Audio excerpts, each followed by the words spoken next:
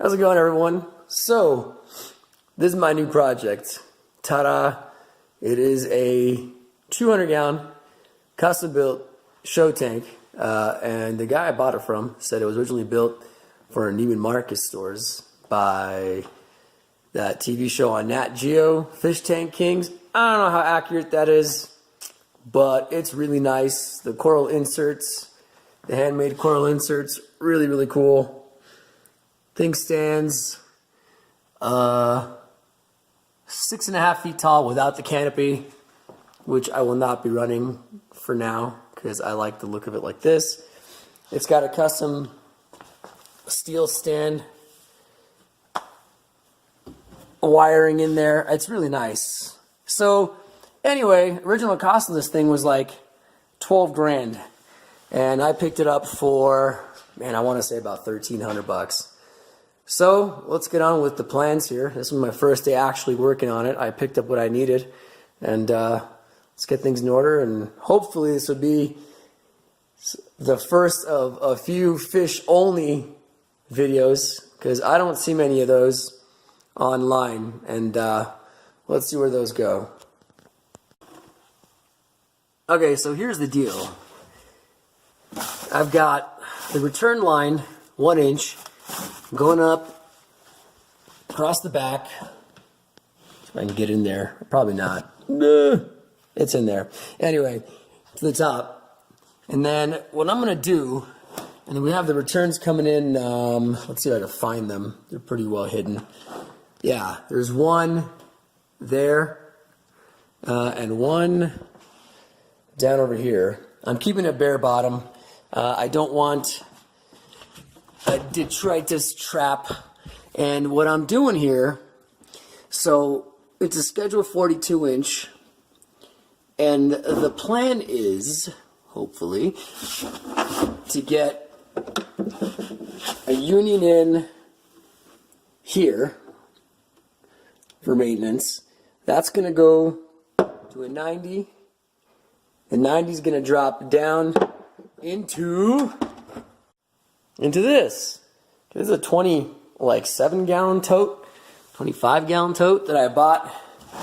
It's polystyrene from Home Depot. Okay, this is the plan. The reason I'm using this is because the sump it came with just is, old school fish only, which is fine. It'll work. I kind of have a lot of reef stuff lying around, so I want to use it and see what happens. So I've got this 8-inch old SWC. This is the old MXC Marine Solutions. All you know is it's an 8-inch bodied skimmer.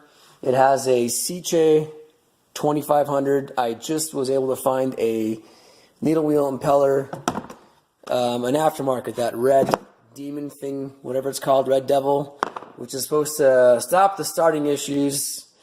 Regardless, this thing's free. The impeller was 20 bucks. It's better for me to go this way. And how this is going to end up going is, I'm hoping anyway, I'm going to have this lifted somehow. That's just temporary. It'll probably be something different that I can get water through.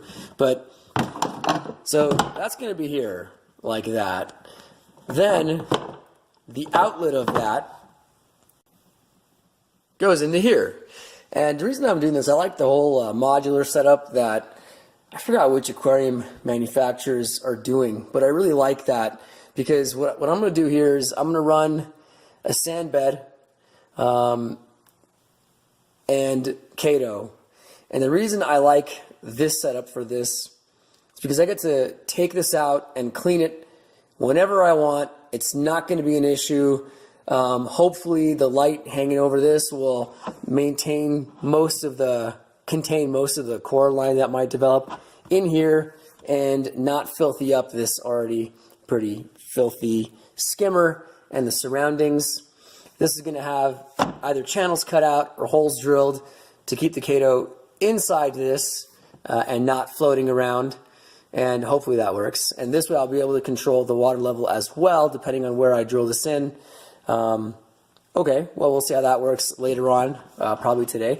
And then that all is going to go into what I'm hoping works out to be my return pump chamber, which is an 8-inch tall, 2.5 gallon glass aquarium I have laying around. Okay, the reason I'm doing this is because I need somewhere to get my tons oscillator automatic overflow sensor attached to. It actually easily attaches right through here to the outside with the magnet, and I'm hoping that works without having to. I don't know if the exterior magnet is waterproof or not. I should probably contact Tons and find out. But regardless, it's going to go in here. But this controls 2.5 gallons of water drawdown, so I won't have, otherwise I'm not going to have a stable water level in here, and this skimmer is not going to work. No in-sump skimmer works properly if you're modulating the water level up and down and waiting for your top off to come back up the 1 inch or whatever it is. And at a 25-gallon tote, it's probably going to be, I don't know, 3/4 of a gallon going up and down. Maybe a gallon. It's just not worth it for me, so I'm going to give this a shot for now. And the idea is skimmer, Kato / deep sand bed, and into the return pump, which is a infamous G-code, Chibo, whatever, 6,000? Yeah, 6,000. So at 6.5 feet, I should be getting about 800 gallons per hour. So 4-time turnover, and that should do just fine with this skimmer and the setup I have going here. And then, let me think of what else I was going to do here. Right, I remember. Okay, this is going to be here it is. I got so many goodies in the mail I can barely keep up. Most stuff comes from Amazon and from Bulk Reef Supply. So this is from Bulk Reef Supply. If you guys were wondering, I don't know how many of these they have in stock, but this is from Lifeguard Aquatics, and it connects to a swimming pool pole, which is perfect for a tank that, with the canopy, is over 7 feet tall and stands at 6 foot 6 inches as is. And you can extend it, and this is for acrylic, which is perfect, and it's a replaceable pad. But this is what the pros use. It's better than a magnetic cleaner. You're going to be able to get everywhere with this, and especially in a weird tank shape like this, but any tank really, and you're not going to worry about picking up debris and scratching your acrylic. And that's something I don't want to do with this tank. I also picked up the Marine Pure 2-quart of the balls, and there's a reason I'm doing it this way. So I have this, and I bought the giant brick, the 8x8x4. So I'm hoping not. I have the rock shape one of this that actually I'm pretty convinced on my Nano Reef was keeping the nitrates down to right about 0, where I had to actually dose nitrates. So I'm hoping that their claims are true about that, and it'll work in a fish-only tank, although I'm not really concerned about nitrates as much. But the reason I'm running this and that, and I know it's overkill, but having these available, all cycled, and putting them in mesh bags, which I have around here somewhere, these guys.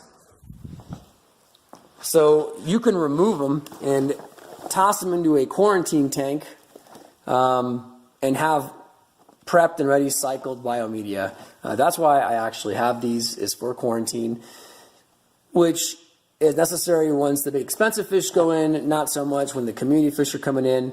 And you know, you can medicate this tank. It's not going to have live rock or anything in it, but to an extent, so as not to disturb the biological media.